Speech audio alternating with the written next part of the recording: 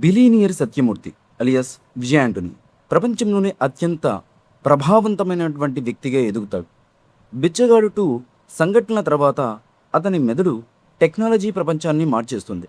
కానీ ఒకరోజు భారతదేశంలోని పేద ప్రాంతాల్లో పిల్లలు వరుసగా అదృశ్యమవుతున్నారని అతనికి తెలుస్తుంది. వాటి వెనక ప్రపంచంలోని అత్యంత రహస్యమైనటువంటి సంస్థ ది సిండికేట్ ఉందని తెలుసుకుంటాడు. ఈ సంస్థ పేద ప్రజలను బానిసలుగా మార్చి వారి శ్రమతో ట్రిలియన్ల సంపాదిస్తుందని ఆయనకి తెలుస్తుంది. సత్యమూర్తి తన బిలీనియర్ గుర్తింపును దాచిపెట్టి మళ్ళీ బిచ్చగాడుగా మారుతాడు. దేశమంతా తిరుగుతూ అసలు నిజాన్ని తెలుసుకునే ప్రయత్నం చేస్తాడు.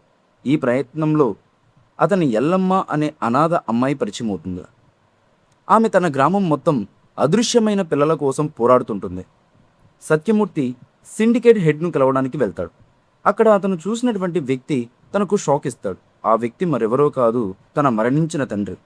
అందరూ చనిపోయాడనుకున్నటువంటి అతను బ్రతికే ఉంటాడు. ప్రపంచాన్ని పాలించేది ప్రభుత్వాలు కాదు, డబ్బు కూడా కాదు, ఆకలిని నియంత్రించే వాళ్ళే ప్రపంచాన్ని పాలిస్తారు.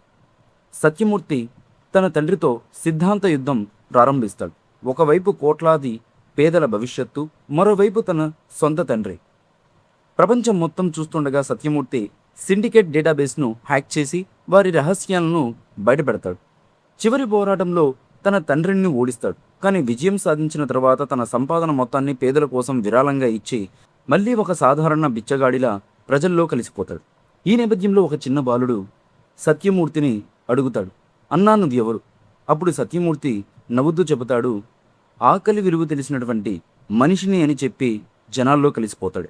ఫైనలీ బిచ్చగాడు 3 గురించి నేను చెప్పినటువంటి స్టోరీ లైన్ ఎలా ఉంది అనేది కమెంట్ బాక్స్లో ఖచ్చితంగా తెలియజేయండి.